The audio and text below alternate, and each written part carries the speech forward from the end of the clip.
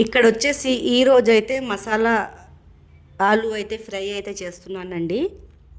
దీని ప్రాసెస్ ఎలా చేశానో చూపిస్తాను. చాలా టేస్టీగా సూపర్గా ఉంటుందండి. సాంబార్ వెంబడైనా మన రసం వెంబడైనా చాలా బాగుంటుంది. ఇక్కడ వచ్చేసి అయితే 2 ఆలు అయితే తీసుకున్నాను, ఉడకబెట్టుకుంటున్నానండి. చిన్న చిన్న ముక్కలు అయితే కోసుకోవాలా. తర్వాత కొద్దిగా నూనె పోసుకొని జీలకర్ర ఆవాలు వేసుకోవాలండి. తర్వాత కొద్దిగా పసుపు, 4-5 పచ్చిమిర్చి నిలువు ఇట్లా కోసేసి వేసుకోవాలా. మీరు పచ్చిమిర్చి తినాలనిపిస్తే వేసుకోవచ్చు, లేకపోతే కారమైన వేసుకోవచ్చు అండి. ఆలు ఉడకపెట్టుకున్నాక చిన్న చిన్న ముక్కలు అయితే కోసి వేసుకోవాలా.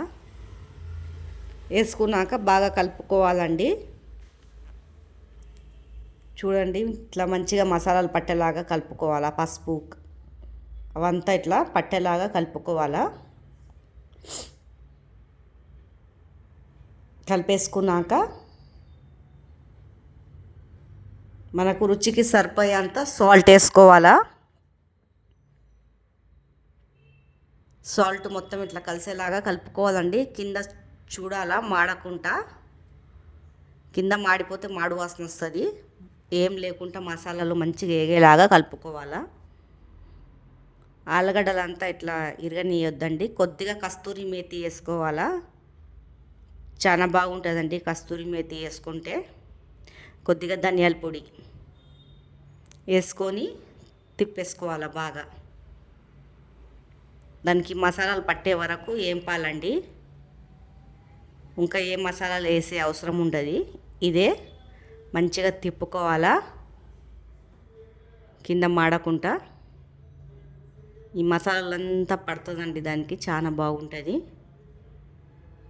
తర్వాత పైనుంచి అయితే కలెమాకు వేసుకోవాలా. ఆ ఫ్రై చేస్తుంటే స్మెల్ అయితే సూపర్ వస్తుందండి.